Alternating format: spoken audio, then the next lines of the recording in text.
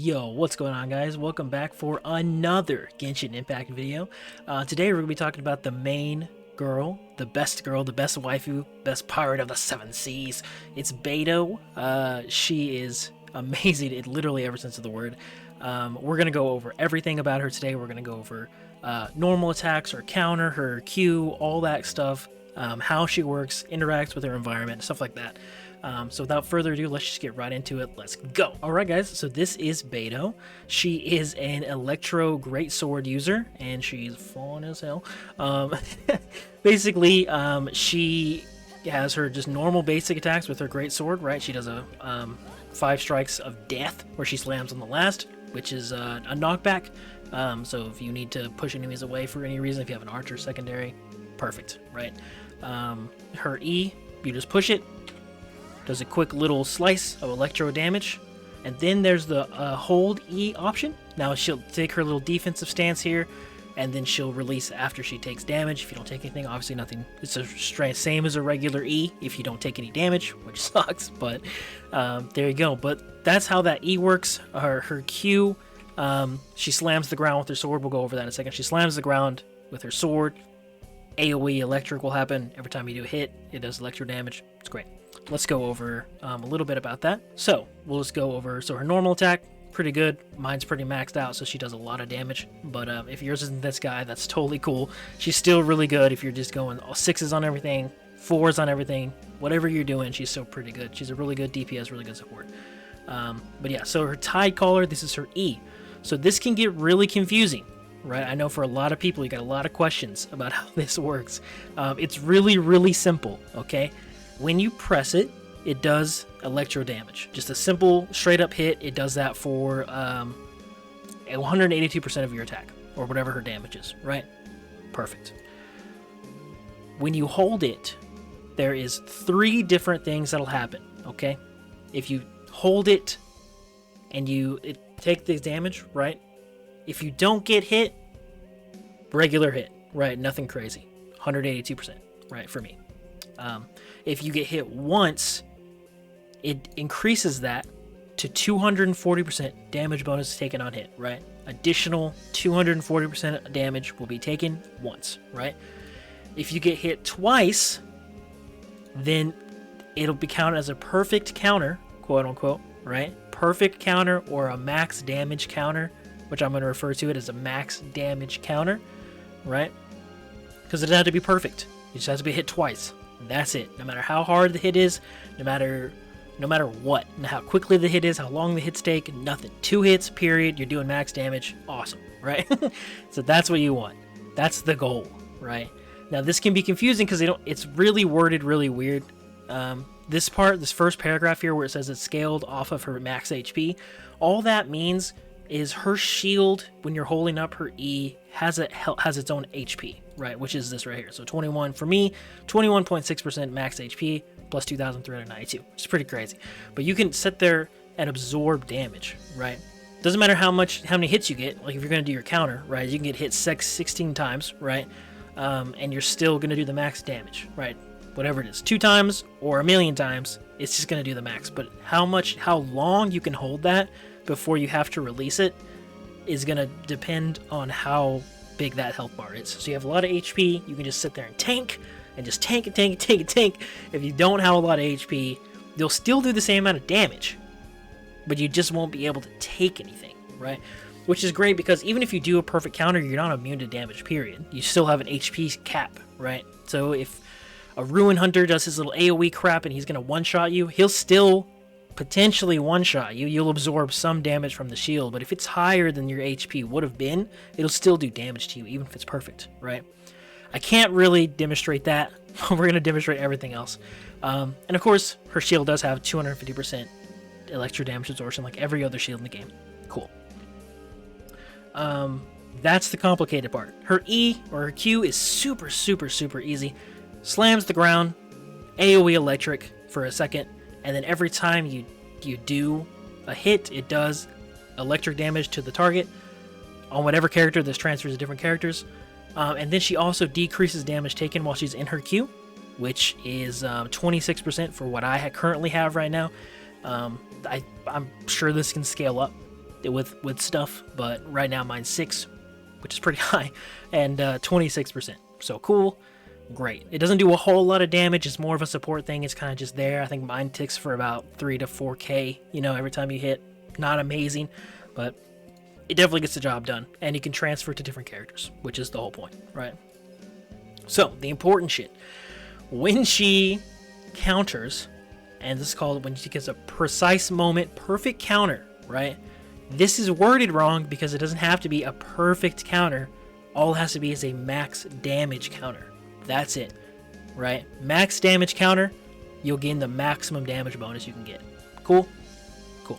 Lightning Storm is when you get that maximum damage bonus, when you do the max damage counter, it will increase your a normal and charged attack damage by 15% and your attack speed for 15%. And it reduces your delay before you can start doing charge attacks, which nobody uses charge attacks. If you do charge attacks normally, you're weird, but I guess that's a subject for another video. Her straight up passive ability is you have stamina reduction for when you're swimming. Cool, that's pretty straightforward. Constellation. Now she gets pretty crazy in these constellations, but I don't think they're really necessary. Her fourth one's crazy, we'll talk about that. But first one is basically she gets a shield, which is 16% of her max HP when you use your Q, so that's amazing. 2 is your lightning start, your Q attack, it'll do 2 additional targets, so even more just AoE stuff. 3 and 5 are of course the increase to your talents. Now 4, oh my god, 4. So when you get hit after within 10 seconds of taking damage, your normal attacks gain 20% additional electro damage. That's crazy, right? That DPS gain is nuts. And then 6, when you have your ult active, the electro resistance of surrounding enemies is decreased by 15%, so even more damage. Pretty much everything she gets is additional damage except for this first one. So if you have if you see 0, great. C6, great. If you see at least C4, that's the one you want to shoot for if you're really optimizing to build Beidou as a DPS. The 4th constellation is like top tier, right? That's nuts. So that's that. So now let's go over the weapons that we have for her. I currently am using the Serpent Spine. This is the Battle Pass Greatsword. It's best in slot, if you ask me, besides Wolf's Gravestone, obviously, right? But for 4 stars, I think this one's the best. I've mathed this and tested this multiple times. This crit rate and a damage bonus will equal more damage than the Prototype Amulet. Totally, all the time, right? But the Prototype Amulet is actually amazing, right? I used it for a long time. It's really, really good. This will raise her electro damage too from when she uses her E, so it's great. It's a great weapon, definitely worth it. I just think the crit rate's better because I use her as a main DPS. If you're using her as support, the Amulet will be great. If you want to use Sacrificial Sword, that one's amazing. If you're doing support, amazing for her. Even the Tidecaller, that one's good too if you're doing a support Beidou.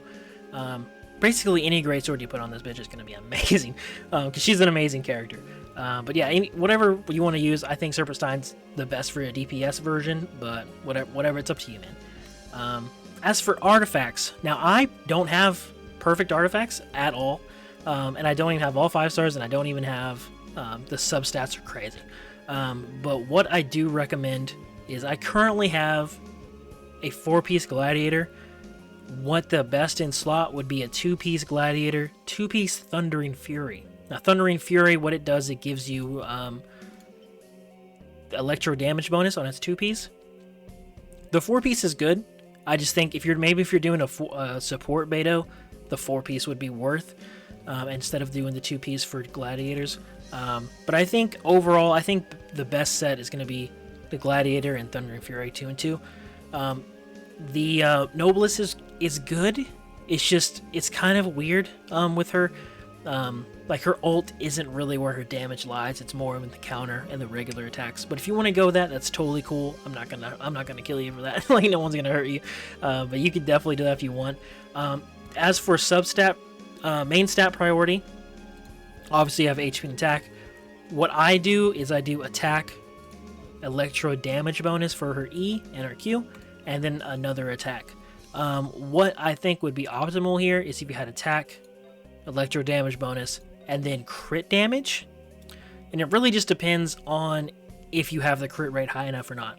Fortunately for Nuff, I've been super lucky, and my crit rate is actually almost 50%, which is great. So I really need to focus more on crit damage to really optimize her build. But you know, that's just artifact min-maxing. There's not really a whole lot you can do about that. But as far as substats go, I think it would be best to prioritize crit rate, crit damage, attack percent, and energy recharge for a DPS. If you're doing like a support Beidou, maybe HP. If you want to get crazy, HP percent. Energy recharge for sure all the time. And then maybe if you want to do some element of mastery to get some combos off, we do some overload, you're doing some superconduct, you're doing electrocharge, whatever you're doing. If you're using her as a trigger instead of a primer, then that's option. I have a lot of elements of mastery just accidentally for me, so that's what I do. And I hit consistently 20k crits, and I don't even have 2k attack. So she's really good. If you really like min-max and focus her, she can be amazing. Obviously, you guys have probably seen videos where they're in the Spiral Abyss on floor 12 or whatever, hitting 100k from the damage bonus and stuff, which is craziness. But it can definitely happen. I mean, if you plan your teams right and you can do everything, you can hit 30, 40, 50k counters with this crazy. But I know what you guys want to see. You want to see the meat, the money. So let's get into that. So we're going to talk about the counter and how it works. So right now, what I'm going to do is there's no enemies around here right now, because just for this testing. But this is what we'll do. We'll light the... If you guys didn't know, you can do this. So this is a perfect counter. Like, you'll hold it, and you'll know it's a perfect because it does the sound, and it has a big old AoE like that. It's huge, right? The normal one's real small, right? Just whoop, whatever. The perfect one is crazy. And if you're high level and you have the ascension from 60 to 70, that's when you get the attack buff. And that's a good reason to know if you've actually hit the bonus, the perfect counter or not, or max damage counter, because you'll get the attack buff. See, so I got my little attack buff. That's pretty much guaranteed. I'm like, okay, cool. I know I got the buff. You know. So yeah, let's go test this on some enemies. All right, so we're back. We're gonna test out this counter on some enemies, so you guys can see. Boom, counter. So I hit 16k right there. That's pretty normal for me without any buffs or damage reduction or anything like that. What I normally do is I'll start with my buffer, my primer. He'll do his little thing, and then I have switched to my Xingqiu because he's amazing, right? Usually to get some reactions off, do some of that. Switch to Beidou, do her little thing. E, right? So then as you'll notice here, I'm taking damage. I took a little bit of damage there, and it just kind of went away. But so yeah, you see my ult running around me. So every time I hit, it does a little bit of AoE electric. Boom, there you go. Take electric. And you can just hold it. And now I have a perfect counter. I'm just kind of holding it, and then boom, you release it.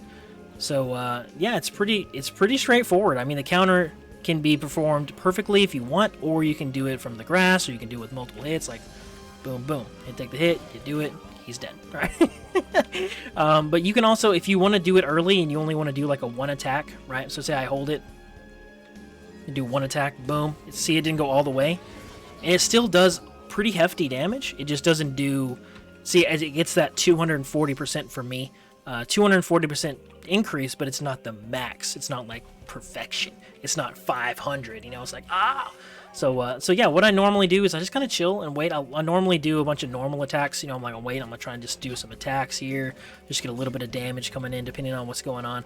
And then when they do a little move, let's wait for the little electric guy. So we'll do this. Boom, I hold counter, then boom, smash him. And depending on how much your HP is, you can hold that down for a long time. If you got a lot of attacks coming in, and you don't want to die, then you can hold that E forever, dude, like a long time. Like it's a like boom, I can hold it and I can just tank it. I can just tank damage and then throw it right the fuck back at him. So yeah, she's great, guys. She really is. And that's without any buffs, right? I didn't have Bennett's ult active. I didn't have Sucrose's debuff from the Viridescent set. Nothing. Right? That was literally just Beidou running around murdering people. That's what she does. That's what she do best, right? Let's just go test on these little small hilichurls so we can see if we can try to get a perfect counter. Hey, buddies. Now, keep in mind, we're level 6 as well. So these are level 81 enemies. I kind of just we'll come up here. Let's wait for them. So 1 hit, 2 hit, boom, 16k. Almost dead. Almost dead. I don't know how 16k doesn't kill him. But they lived. Boom, 18k. There we go. That's usually pretty basic. That's pretty expected for Beidou. She does about, I would say, regularly 15 to 20k. If you go crazy with like a Bennett ult or a Sucrose swirl with Viridescent set, or Mona, for Christ's sake. I mean, you can hit 80k. I've seen on videos, like it's nuts. She's really good. All right, guys, and that's about it. That's all I have for you. If you have any questions or any concerns, I'm always here. I'm a Beidou main, so if you have any questions, feel free to leave a comment down below of how you use Beidou. If you have any recommendations that I can give you, definitely I'm here for you guys. And don't forget to hit that like and subscribe if you like the content. We're doing this 2 videos a week thing. So the next video is a secret. I can't tell you guys, but it's probably going to be Sucrose, right? But we're going to showcase her a little bit. But yeah, thanks so much for watching the video. I hope you guys have a great rest of your day, and I'll see you guys next time. Peace.